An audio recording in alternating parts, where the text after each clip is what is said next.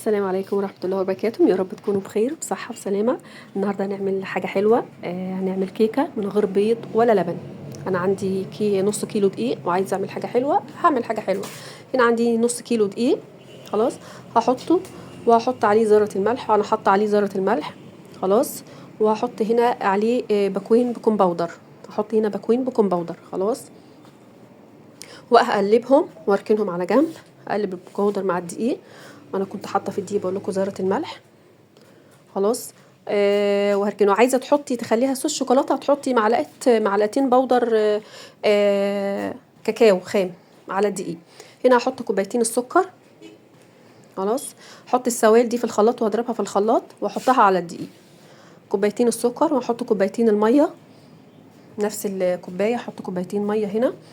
وبعدين هحط نص الزيت بعد الميه واضربهم في الخلاط. وعندك هنا يا ستي معلقه صغيره عصير بودر، معلقه صغيره عصير بودر. لو عندك عصير فريش هتاخدي بدل كوبايه الميه هتاخدي كوبايه العصير وتبدلي، يبقى كوبايه ميه وكوبايه عصير. انا ما كانش عندي حطيت عصير بودر. وهنا فانيليا بطعم البرتقال هتفرق جدا في الطعم بجد.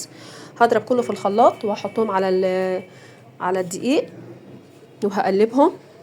وعلى حسب نوع الدقيق، عندك في دقيق حلويات وفي دقيق لكل الاغراض. انا هنا حطيت دي فاحتاج مني هنا ربع كوبايه ميه صغيره، فحطيت ربع كوبايه ميه عادي تاني على حسب نوع دي. يعني هي كوبايتين ميه، وبعد كده شوفي هو هيحتاج تاني معاكي ولا لا.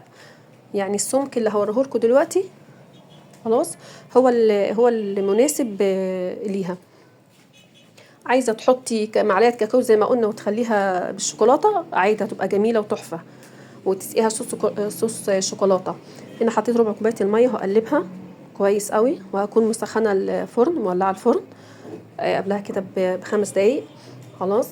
وبعدين هحطها في الصينيه، اكون دهنه الصينيه. عايزه تدهني الصينيه سمنه وتحطي عليها دقيق وتبطنيها دقيق مفيش مشكله، عايزه تخليها سمنه بس عادي مفيش مشكله.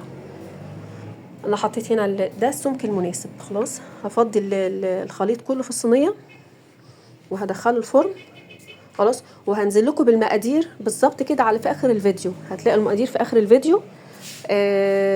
حتى لو في حد مش مركز او حاجه وما تكتبوش اي حاجه هتلاقوها كل ما تشغلوا الفيديو هتلاقوها في اخر الفيديو من تحت المقادير خلاص. وبتطلع بقى تسقيها بقى اللي انت عايزه، صوص شوكولاته، شربات موجوده عندك اي حاجه. وده الشكل النهائي ليها. انا يعني من غير بيض ولا لبن، وعملت صينيه كيكه جميله بالف هنا وشفا. يا رب تكون عجبتكم. ما تنسوش تدوسوا اشتراك ولايك وشير عشان تدعموا القناه ويوصلك كل جديد. انا هنا حطيت عليها شربات كانت عندي موجوده في التلاجة، يعني ما عملتهاش مخصوص. عندك انت صوص الشوكولاته حطيه، عايزه تخليها ساده مع كوبايه شاي بلبن يا سلام، جميله جدا. عايزه تحطي لها شربات زي كده عادي مفيش مشاكل برضو، هي جميله وخفيفه مش مستاهله. وقلت لكم هتنزل في اخر الفيديو المقادير. ما تنسوش بقى تدعموني باشتراك.